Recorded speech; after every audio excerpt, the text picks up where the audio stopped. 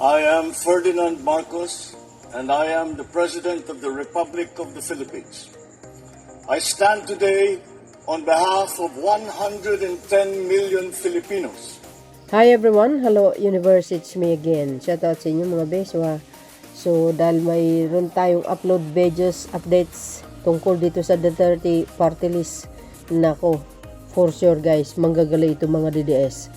Galit na naman sila kay Chairman Garcia. Bakit? Ito COMELEC kinansela ang registration ng Duterte Youth Party List. Agay, sakit yarn. Di ba?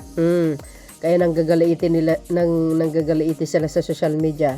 Alam nyo mga kababayan, alam nyo, ang isang chairman, lalo na po sa COMELEC department, hindi po basta magdesisyon yan kung walang basihan. Hindi po magdesisyon ng mga yan kung walang basihan. Hindi po magkakansela mga yan kung walang basihan. Yan ang lagi nyo tandaan. Lalo ito, abogado, alam na alam niya.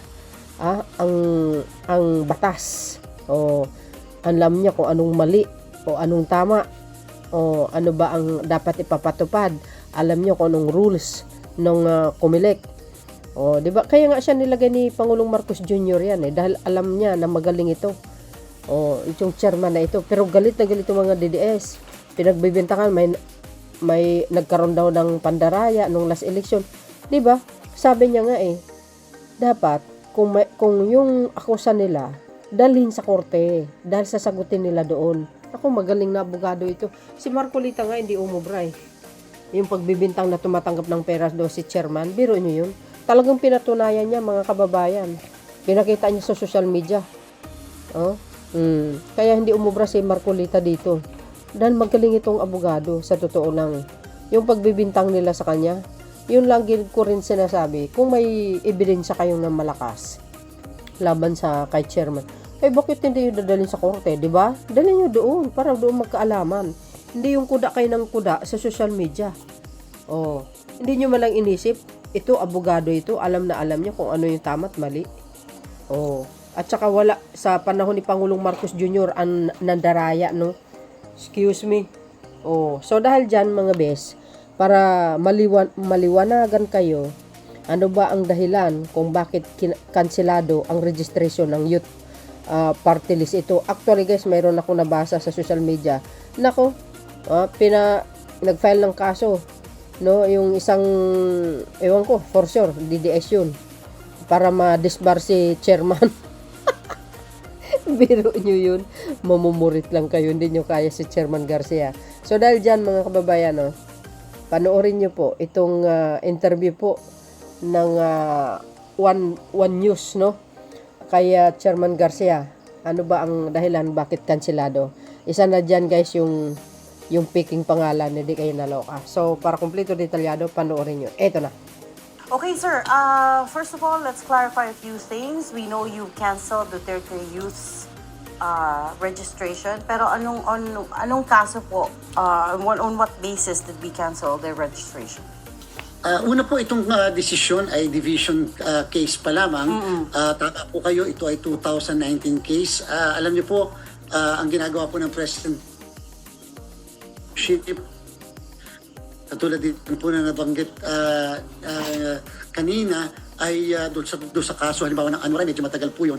Gusto po natin i-resolve lahat yung mga ganong klaseng katatagal, bakit tumatagal ng ganun yung mga kaso. So ni-resolve po natin yung division at ang issue po dyan ay issue ng nag-comply ba sa requirements ng accreditation yung mismong naturang party list. Ibig sabihin, meron ba siyang publication at meron ba siyang hearing.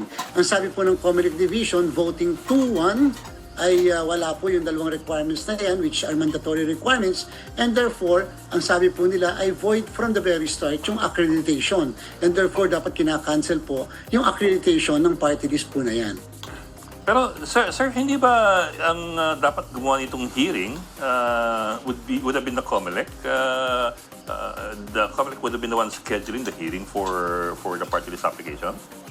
Maaaring tama po yan, pero po yung halimbawa publication, yung po kasing publication base po sa sinabi ng division ay at pinaliwanag ng division ay nakalagay po yan sa order to cause the publication in 2 newspapers of general circulation.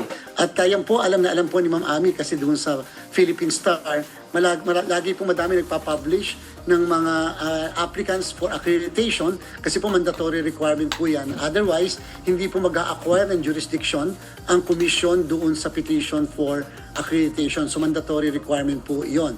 Nakalagay po lagi yun sa order na dapat ay may publication. In fact, pagka po may hearing, yung po yung kauna-unahang tinatanong kung nag-cost ng publication, yung mismong party list, political party or organization bilang compliance sa order. Otherwise, hindi po nag-acquire ng jurisdiction ng commission. Pag wala pong jurisdiction, lahat po ng pangyayari doon sa kasong ngayon ay null and void. Pero sir, yeah, that begs the question nga na, parang, who's at fault here? Is it just the party list use or or- also the COMELEC? Kasi in this case, ingay, hindi nag-hearing, so hindi natanong kung na-publish. Parang parehong may problema. Actually po, I think na ipaliwanag yun ang division doon sa kanilang disposition. Medyo masyadong comprehensive, masyadong lengthy yung naging decision po ng COMELEC division. And again, hindi po naging unanimous yung naging decision po nila. Ito po ay 2-1 at ang katotohanan dyan, yung original na ponensya po, yung original na decision was in favor of Duterte Youth. At pagkatapos, nung umikot na po ito sa dalawang kasamahan, yung dalawang kasamahan po ay nag-dissent and therefore yung dalawang kasamahan ay kinakailangan magre-raffle ng kaso yung division upang mapunta doon sa dalawang miyembro ng division and therefore yung dating originally na nagkaroon ng decision in favor of Duterte Youth. Siya ngayon ang naging dissenting opinion. So more or less, nandun po lahat yun sa discussion ng mismong resolution. Yung ponensya, sir, was released when? When was it decided?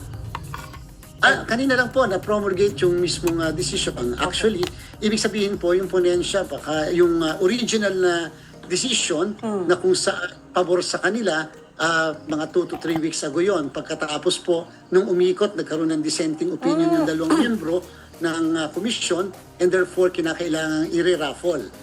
Ganun kasi ang proseso. I-raffle yung mismong kaso doon sa dalawa na nag-dissent para yung dalawa ngayon ang gagawa ng majority decision. And yung po yung na-promulgate kanina, yung naging majority decision na ng division ng commission. Saan mahahanap Chairman. Chairman yung arguments ng for or against? Mahahanap ba sa website ng ng COMELEC? Ay, opo. Actually po, pinadala po natin sa lahat ng media sa commission at saka yung meron po kasi kami Viber group na pinapadala natin yung kopya mismo ng resolution and decision. In terms of estimate, gaano katagal pa yan bago sa in-bank? Ayaw po natin magbigay ng pressure sa mismong party list sapagkat siyempre para po sa kaalaman ng lahat, ang decision po ng isang division ng COMELEC ay pwede pa pong masubject sa motion for reconsideration o kung ano man po ang remedy pa na naiisip po ng party list. And therefore, sa mga supporters nila, dapat din po nilang maunawaan na hindi pa po tapos yung mismong kaso na ito. And therefore, kaya po ayaw natin sabihin kung more or less kailan sapagkat sa amin po 5 araw pagkatapos matanggap ng desisyon, pwede mag-file ng motion for reconsideration and therefore nasa NBank naman na yun at ang NBank na ang magkakaroon ng desisyon patungkol dito. Yan po yung commitment natin na kung bagamat yan ay nagtagal na mga ilang taon ay sa ating pong present leadership ay mamadaliin naman po natin yung mga ganyang klaseng kaso upang walang agam-agam sa kung dapat bang makaupo o hindi dapat makaupo yung party list na binabanggit po natin. Chairman, cambio lang akong konti. Related pa rin sa party list. Before the election, sabi nyo, hindi nyo napapayagan sa susunod yung mga grupo, party list, na ang mga pangalan ay kapareho sa mga ayuda, no? Mga ayuda programs ng gobyerno. Ano po yung mga ginagawa nyo ngayon along that line? Di ba kasi kung hihingi nyo sa Kongreso, baka yung mga party list na yan, syempre, haharangin nila yan kapag pre-propose nyo sa Congress. Ano po yung ginagawa nyo? Ito po, Ma'am Ami, warning po ito sa lahat na magpa-file ng mga bagong petitions for accreditation although mangyayari po yung filing pa by next year, 2026 Yeah. and 2025. Basta po yung pangalan ay pangalan ng isang ayuda o kaya pangalan po ng isang telenovela na medyo kilala o kahit pa hindi kilala, automatically po namin i-dismiss na yun po. Wala na pong ifs and buts, ni wala na pong hearing. In fact, pwede po namin i-refuse to accept yung mismong filing ng ganong klase ng mga petition. At ilalagay po namin yun sa aming pong guidelines na ilalabas para po sa accreditation ng political parties and party list. And hopefully nga po, Ma'am Ami, at sa ating po mga kababayan, hopefully nga po mukhang may maglalabas naman ang sa accreditation. Kasi nga po walang batas, and therefore napipilitan po ang Korte Suprema kahit ang COMELEC na mag-interpret. Sana mag-clarify na natin yung regional party, yung mismo mga regional organizations, yung mga interest groups. Yan po para maging maliwanag po ano ba talaga at paano ba talaga sila i-accredit. Including ba dyan, Anong gagawin yung Chairman? Anong gagawin yung explanation ko sa kasakala? Because kapag dinisqualify nyo yung mga yan, palagay ko aakyat yan sa Supreme Court eh. Ano yung magiging depensa nyo kung wala pa naman ng batas? Maganda po yun. Mas maganda pong laging nadadala kami sa Korte Suprema. Mas maganda nga po yun para lagi nakaklarify yung mga issue na ganito. Yung extent po ng power ng komisyon. Tatandaan po ng lahat na bagamat walang batas, pero ang COMELEC po kasi has the power to enforce and administer election laws. At dahil po dyan, we even interpret yung mga ganyan in a manner na hindi mamimisled ang mga kababayan natin. If the purpose of an election law is to mislead the electorate, what's the sense of that election law? So dapat po, na andyan ang COMELEC to ensure that the people will not be misled. Baka akalain po kasi nila ayuda yun eh. For example, sa kasalukuyan, wala pang gumagamit ng AKAP. Baka sa susunod may AKAP na. O susunod baka may AX na.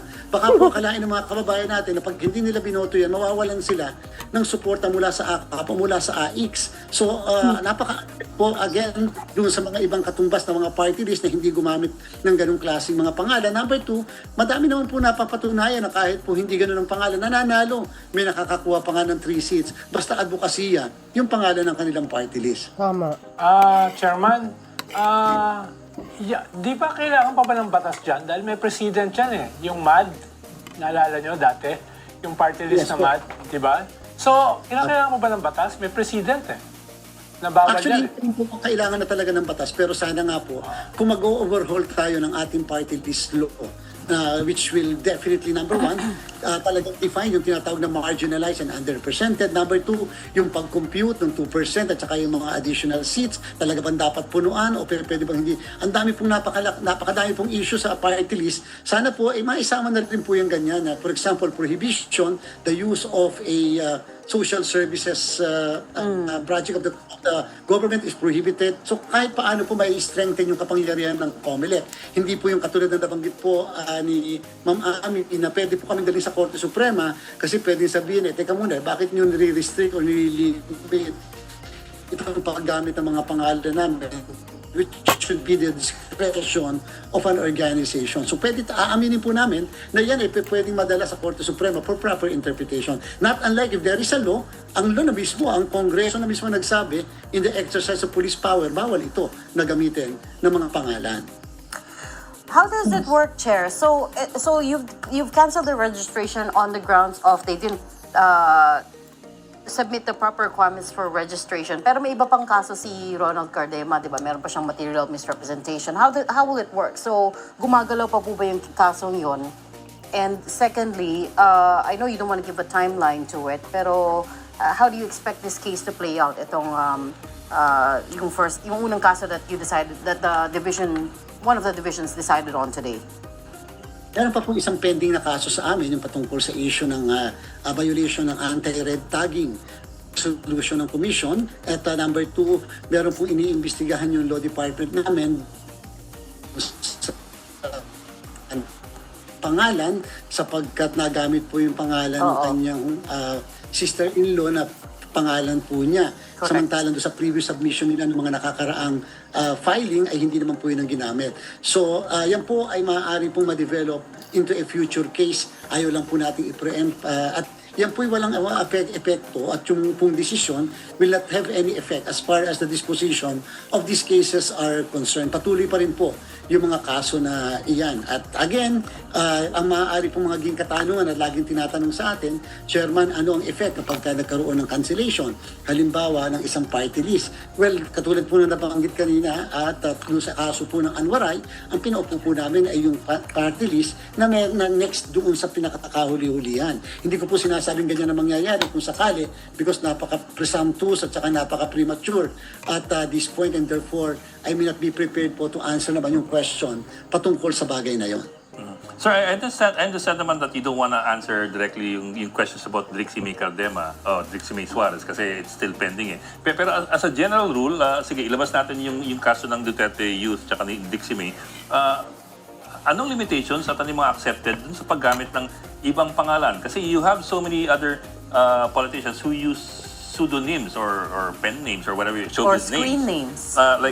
Kasi pinakita for example ni Ron Cardema, may picture ng mga certificate of candidacy ni Bong Revilla, ni Strike Revilla, ni Jolo ba yun, Holo Revilla, na they're also using showbiz or political names, if you might call it that, in their official documents. So ano pa yung limitations at ano yung acceptable doon sa mga ganung bagay? Without particularly referring to their case, para naman Yes, sir. po hindi tayo magiging Yes, sir. bias o unfair. Alam niyo po sa Section 74 ng Omnibus Election Code, nakalagay po doon ano ang contents ng Certificates of Candidacy ng isang tumatak sa isang national or local position. At ang nakalagay po dyan, nakalalagay mo first name, family name, or your middle name. And then may nakalagay po ano ang nickname or the name that you want to appear in the ballot. May nakalagay po na pwede maisama po iyon. Yung po ay maliwanag. Pati niyo po yung form natin ng COC mo na kahit na halimbawa ikaw ay Boy Pogi ang lalabas doon sa iyong balota dahil yun gusto mo na maglumabas sa pangalan mo tapos yung family name. Pero doon po kasi sa Republic Act 7941 at kahit po sa COMELEC Resolution 9366 yung tungkol sa party list, ang nakalagay lang po talaga doon ay family name, first name at saka middle name.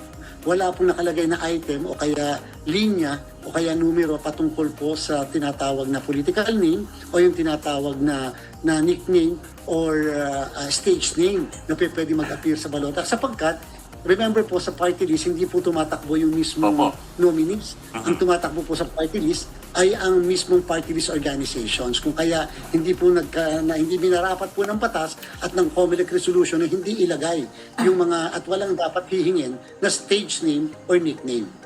Actually nga, yun nga, sabi nga niya, you're electing the party, not the person. So what is the use, I suppose, of coming up with the... At saka may decision po ang Supreme Court dyan, yung pong kaso ng Palparan versus HRET at kasama yung Abayon versus HRET na ang sinasabi po ng Korte Suprema na ang tumatakbo sa isang party list sa election ay ang party list organizations or ang political parties. Pero ang nagiging miyembro po ng House of Representatives ay ang mga nominees mismo. And therefore, sabi ng Supreme Court, yung 3 consecutive term limitation is applicable to the nominees but not to the party list. Kaya yung party list pagkat ang miyembro naman po ng Kongreso ay yung mga nominees po nila. Okay. With the bagong henerasyon naman, that was the other party list that was also not yet Resolve na yata yun. na-resolve na dismiss na with finality na yun, sir. Executory na yun, yung sa bagong henerasyon. Ako na-proclaim na po last week po na-proclaim na po namin sila. Hindi na lang po nagkaroon tinatawag na official formal ceremony. Mas pinarapat nila po kunin na lang sa amin yung kopya ng Certificate of Proclamation. Okay. Chairman, kumustahin ko lang yung submission ng statements of contributions and expenditures. Kumpleto na ba yung mga iniintay ninyo? Sa 66 po na kandidato for senators, whether nag-withdraw, natalo o nanalo, 61 po, Ma'am Ami, ang nag-file ng kanilang SOSE. Meron pong 5 na hindi. At pagkatapos po sa ating pong national political parties, 25 naman po ang nag-file ng kanila pong SOSE. Sa ating pong mga party list, out of 155, 142 po na party list ang nag-file ng kanilang statement of contributions and expenditure. Sa kasalukuyan, naghihintay na lang po kami ng go signal ng DICT upang mailabas namin yung pong website, yung pong program, yung system na mag-reflect po ng lahat ng SOSE, ng lahat ng kandidato. Alam niyo po, sa kasalukuyan po kasi, after the experience of the COMELEC in 2016 na nagkaroon ng data breach, lahat po kasi ng nilalabas naming sistema ay kinakailangan ikuha namin ng permission mula sa DICT. And therefore, hindi po namin mailabas yun nang wala silang kaukulang permission. And sinabi naman po nila sa amin, hopefully this week mailabas na upang mapabigay na natin sa publiko yung lahat ng SOSE, ng lahat po na nabanggit ko ng mga kandidato kasama po ang mga local candidates. Halimbawa, nilabas nyo na sa website yon. Halimbawa ako, na nakita ko, mali yata tong dineclare na to ng kandidaton to. Kanino ipa-file, pwede ba mag-file ng complaint yung nakakita ng discrepancy or to notify the COMELEC? Kanino, ano yung process doon? Yes po, naku Ma'am Ami, tama po sa Political and Finance Affairs Department po namin, kahit sa Law Department po namin, makifile niyo po mabuti kaagad upang ma-inform po kaagad sila dahil po ang nag-i-initiate po ng mga cases mismo ay yung departamentong yon na hindi na kinakailangan may formal complaint dahil tinitingnan po namin. In the same manner na kita po namin kapag sobra na 5 piso, 10 piso, 15 pesos sapagkat tulad po halimbawa ng mga istasyon ng radyo, telebisyon, dyaryo, nagsasabit po sila sa amin lalo na pagka gumamit sila ng oras and therefore nakikita namin kung talaga bang nag-report faithfully yung mismong kandidato nung eksaktong oras na na-consume nila at nabayaran po nila. At syempre, tinitingnan po natin kung sumobra sa 5 piso kapag ka sila ay independent candidates or 3 piso kapag ka naman po sila ay may partido. And at the same time, inaalam din po, mas maganda makita rin po ng mga nag-donate kung talaga na-reflect ang mga pangalan ninyo, kung talaga yun ang amount na na-reflect sa inyo, baka naman maya-maya pinalaki po yun na-reflect na amount o kaya naman pinababa yun na-reflect na amount. At the same time, tinan din natin kung yung mismong pinalabas na nag-donate, bawal palang mag-donate. Korporasyon pala na bawal mag-donate dahil meron pala silang lisensya from the government. At o kaya naman, yung mismo nag-donate ay contractor pala ng local government and therefore kaya pala siya nag-donate. Yan po yung kagandahan ng isa sa publiko natin. Yung lahat ng sose na sinabit po sa atin ng lahat ng ating mga kandidato. Chairman, more than a week ago, nagsalita si Vice President Sara Duterte na dinaya daw yung midterm election against their senatorial candidates.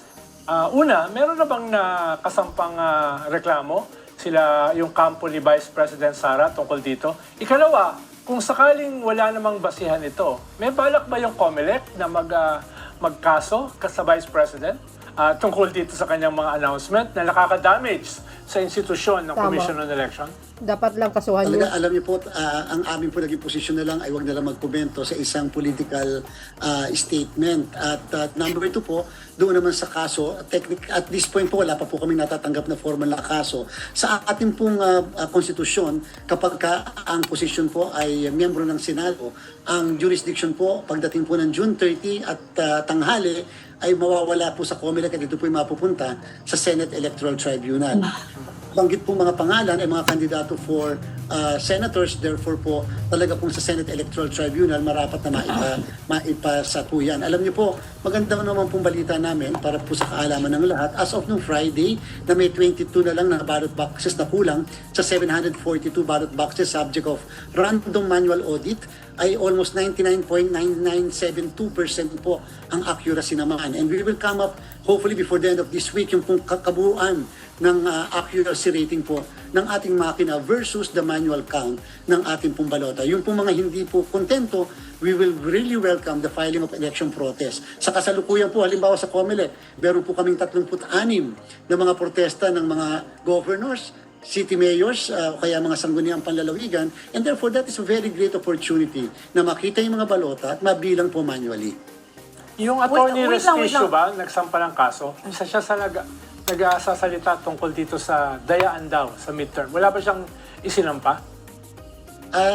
Pinaproclaim po natin siya mismo, kahit hindi siya hihingi sa amin na i-proclaim siya, pinaproclaim na po natin siya, nilift po namin yung order proclamation, order to suspend proclamation. Ngayon daw po, base sa kanyang press release, mukhang magpapail muli siya sa Korte Suprema, may mga issue po siya, yung mga dati na pong issue, tulad po nung sinasabing meron daw pong intermediary server, meron pa po siyang binabanggit na unauthorized daw po nagpaggamit ng software. So, nasagot na po namin yan. And yun po yung maganda naman. At least po kahit may mga ganyang issues, wag lang po talagang sa social media lang kami inaatake. Maganda po mag-file na lang po ng formal na kaso upang may paraan naman po kami para masagot. Ang hirap po kasi sa social media sapagkat hindi po nila pinapadaan sa regular sa mainstream media. Kasi napakataas na ethical standards mainstream media and therefore, pagka po kasi hindi makatotohanan, hindi po mailalabas ang mga bagay-bagay na hindi po makatotohanan. Wait, sorry. Let me take a step back, Chair Garcia. Sino yung 5 sa senatorial candidates na hindi pa nag-file ng SOSE? Pasensya na po, hindi ko po pero mukhang sila po ay mga hindi pinalad naman na mag-file okay. na manalo. Wala sa mga nanalo.